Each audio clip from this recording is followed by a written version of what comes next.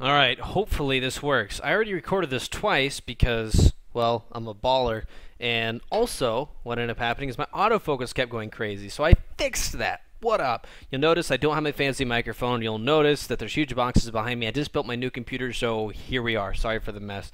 This is going to be a little bit different from the last video I made. You guys might remember the CSGO recoil video I made asking if it was really wrong and giving you some good examples and trying to put some thought into it and invoke some thought in the community. Well, I received some great feedback from the Source and 1.6 community alike. Thank you guys so much for the support and feedback. I really do appreciate that. It reached CSGO Dev. I did get a response from them, and it's the reason I got to meet Evan Lottie with PC Gamer. But that's not the goal. There's the bombshell. The goal is not to get publicity. The goal is not to just say, hey, look at me. I've been playing this game for 13 years. I think I know what's best. Has nothing to do with me knowing what's best for Counter-Strike or anything like that. For those who don't know me, didn't see last video, go check it out. I'm Jimmy whisenhunt, longtime CS player. Okay, let's talk about competitive viability. Actually, Evan Lottie wrote this article, right? And here, actually, just today or yesterday, I think it was yesterday, and he talked about what Lurpus and I had to say. Lurpus is a well-known Counter-Strike player in the pro scene of 1.6, and once again, we got good feedback from the Counter-Strike community, but the public community said, and pardon my French, but these exact words basically is what all of them meant.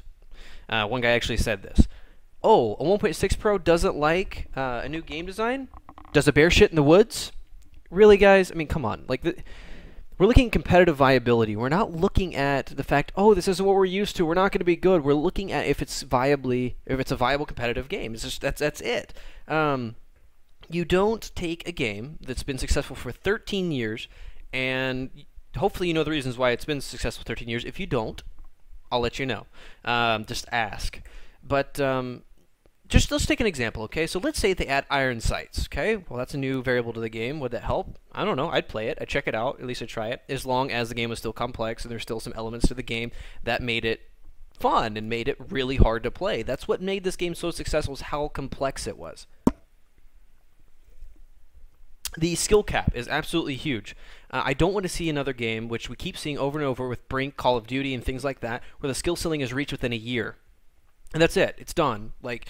People do not get better because it's not possible. The game limits them due to movement, Valve, because when you try to move, you still kind of slide around. Due to random factors do not work towards a good competitive community, and the reason why that is, you should be rewarded for the shots that you work so hard to hit. If that doesn't make sense, let me explain it for you. Basically, what I mean is, if I spend hours upon hours mastering strafing left, stopping instantly, strafing right, stopping instantly, strafing left, stopping instantly. What that does for me is that means I know the exact timing of when I can shoot to where it's going to hit them in the head. Now, if I practice that for so long in a new game, or any game, or anything like that, where you just keep practicing that over and over, and it doesn't yield the same results, it's just kind of a random factor, it's not, you can't figure it out, that doesn't, why should I play it? Why should I compete in it? It doesn't make sense.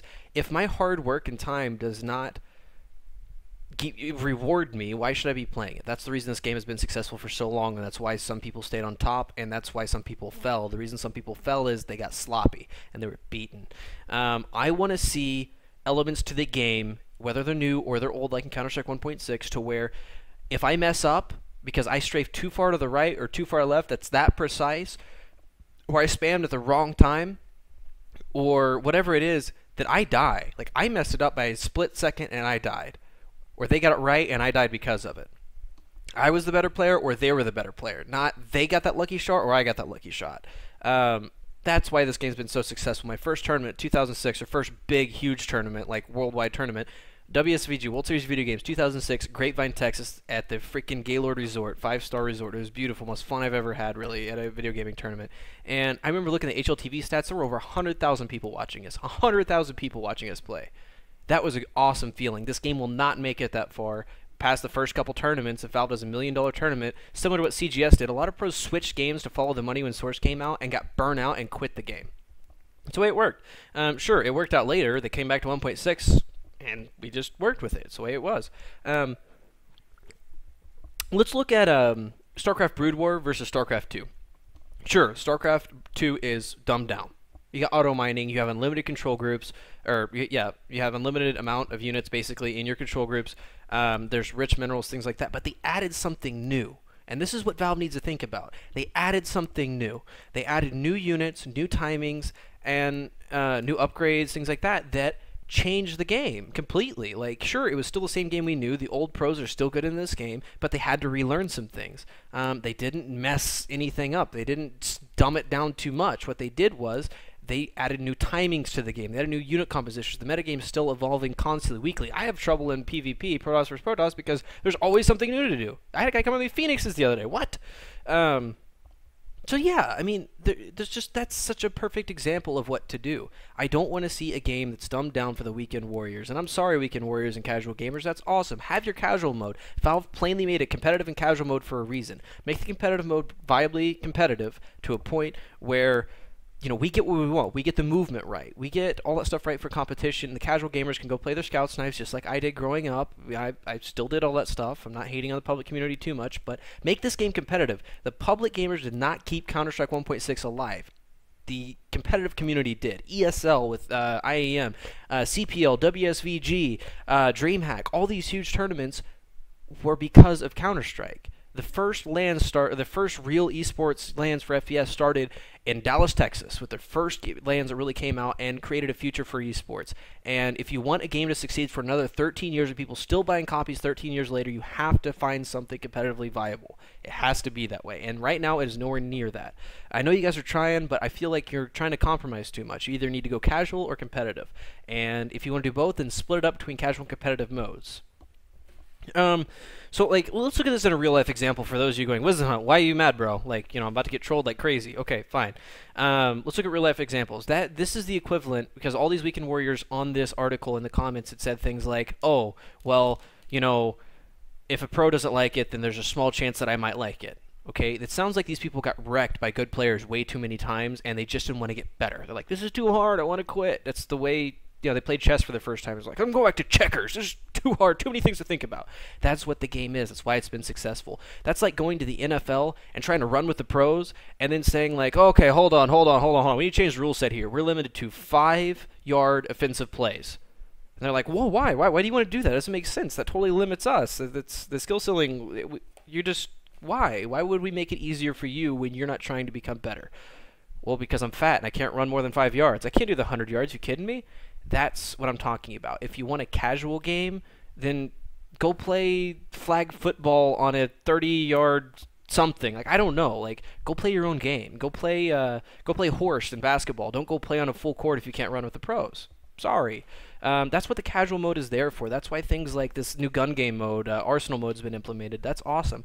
But you have to consider there's a huge community of gamers that have kept this game alive for a long time and could really reignite FPS esports and make the community better if Valve listens to this. So please be careful with your feedback, guys. I'm sorry you got angry about what we had to say, but please understand where we're coming from.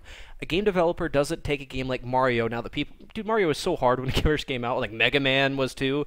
Metroid Prime, they're all hard games.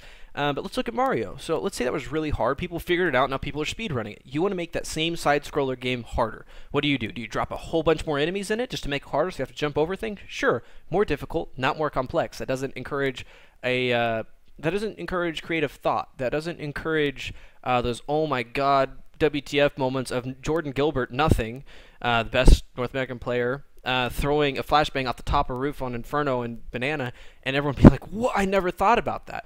Or Moto hiding in the A-bomb side of Inferno and just killing 4 people, including the bomber, and everyone just going, oh my god. Like, what that does when you add these more and more enemies or make certain things harder, instead of adding new elements to the game, is... It's just a short-term fix. It doesn't solve anything. Get rid of the random factors. Make it precise, very precise, tight movement to where if I strafe one inch too far, I'm dead. If I don't stop soon enough, I'm dead. But at least allow me to stop soon enough and allow me to make the right moves.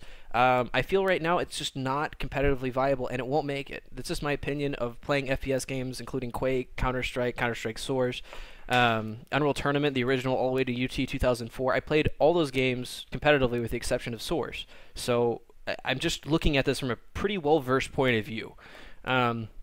Anyway, guys, that was a rant. Thank you for tuning in. I even had a little notepad to remember everything I was going to say. I'm just mad. Troll me if you want, but I appreciate you so much for tuning in, guys. As always, I'm going to keep this updated with some more ideas and thoughts. I'll try to come with some more constructive criticism. This is just a response to the community for all the Weekend Warriors who really hate me right now for some reason. But we'll see you guys here pretty soon with some more insight. And love you all. Thank you for supporting me. Much love.